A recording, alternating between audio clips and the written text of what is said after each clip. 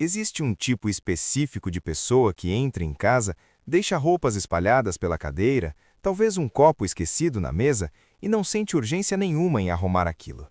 Mas, no momento em que pisa na garagem, algo muda completamente. Ali, cada detalhe importa. A superfície do carro está limpa, quase impecável. Não há poeira visível. O painel está organizado. O cheiro é controlado. Tudo parece intencional. E se você está assistindo isso, existe uma boa chance de que você tenha sentido essa diferença. Que, de alguma forma, você se reconheça nesse contraste silencioso entre o caos do quarto e a perfeição do carro. Mas isso não é realmente sobre carros. Nunca foi. Porque o que parece ser apenas uma questão de preferência, cuidar mais de um objeto do que de um espaço, na verdade revela algo muito mais profundo sobre como uma pessoa enxerga a si mesma, o controle que acredita ter sobre a própria vida e a forma como constrói sua identidade. Pessoas que tratam seus carros melhor do que seus próprios quartos geralmente não são desorganizadas por natureza. Na verdade, muitas delas possuem um senso de ordem muito forte. Elas sabem exatamente como as coisas deveriam ser. O problema é outro. É que dentro de casa, as coisas são mais complicadas. Um quarto não é apenas um espaço físico. Ele carrega peso emocional, memórias, decisões adiadas, pequenas falhas acumuladas. Cada objeto fora do lugar pode, inconscientemente, representar algo que a pessoa não quer encarar naquele momento. Já o carro é diferente. O carro é simples. Você entra, vê o que precisa ser feito e resolve. Limpa, organiza, ajusta. E em poucos minutos, o resultado está ali, visível, concreto, satisfatório. Esse contraste ativa algo muito importante na psicologia humana chamado locus de controle interno. De forma simples, isso significa a crença de que você tem controle direto sobre os resultados da sua vida. Quando alguém sente que suas ações produzem mudanças claras e imediatas, isso gera uma sensação de competência, estabilidade e até identidade. E o carro oferece exatamente isso. Você limpa, ele fica limpo. Você organiza, ele permanece organizado. Você melhora, ele responde. Sem ambiguidade, sem emoção envolvida, sem história.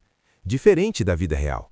Porque na vida, você pode tentar organizar tudo e ainda assim sentir que nada realmente se resolve.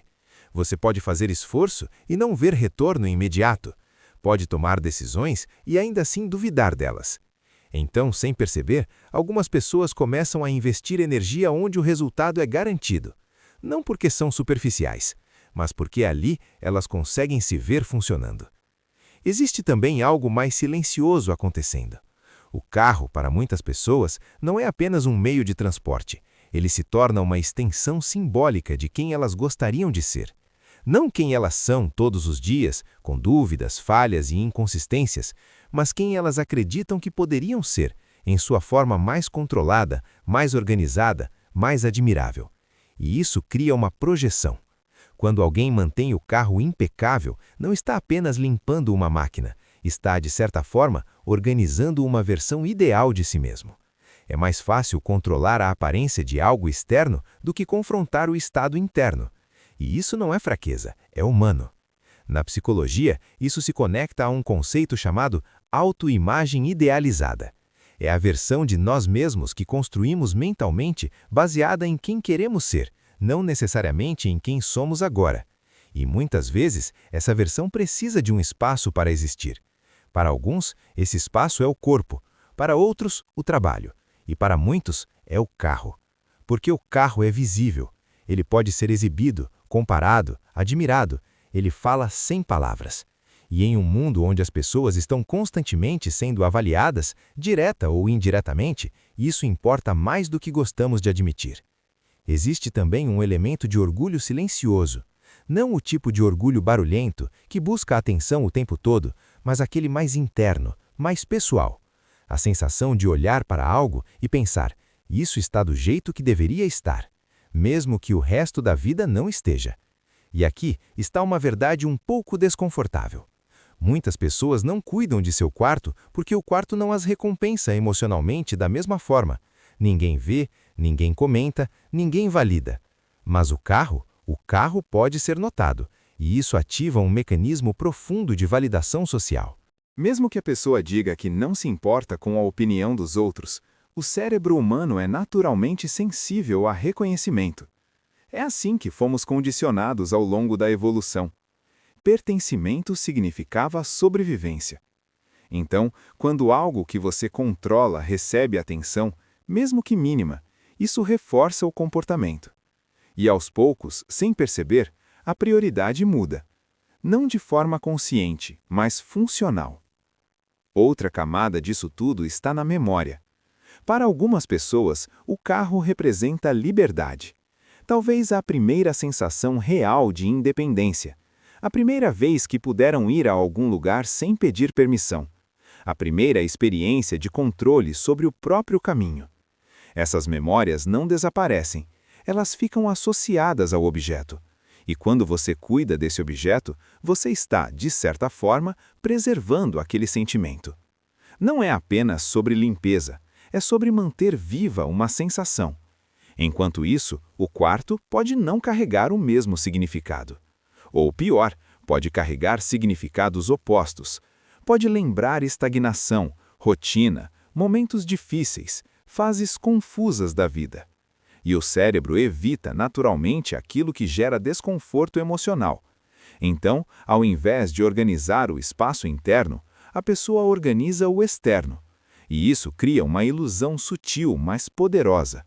A ilusão de que, porque algo está sob controle, tudo está sob controle. Mas existe um detalhe importante. Isso não é necessariamente algo negativo. Na verdade, pode ser um ponto de partida. Porque o comportamento revela algo essencial. A pessoa valoriza a ordem, cuidado, atenção aos detalhes. Essas qualidades estão ali. Elas apenas estão sendo aplicadas de forma seletiva. E talvez a pergunta não seja por que alguém cuida mais do carro do que do quarto, mas por que essa disciplina não atravessa essa fronteira invisível entre o externo e o interno. Porque, no fundo, todos nós temos áreas da vida onde funcionamos melhor, onde somos mais consistentes, mais atentos, mais presentes. E outras áreas onde evitamos, adiamos, ignoramos. Não por preguiça, mas por complexidade emocional. E talvez o carro seja apenas o lugar onde essa pessoa se sente capaz. Capaz de terminar algo, capaz de melhorar algo, capaz de ver resultado. E isso é mais importante do que parece, porque pequenas ilhas de controle podem, com o tempo, se expandir. Mas isso só acontece quando a pessoa percebe o padrão, quando ela entende que não se trata do carro, nem do quarto, mas da relação que ela tem com controle, identidade e significado. Então, da próxima vez que você entrar no seu carro e perceber que ele está exatamente como você quer, talvez valha a pena se perguntar: se você já é capaz de criar ordem, cuidado e intenção em um espaço, o que exatamente está impedindo você de fazer o mesmo com o resto da sua vida?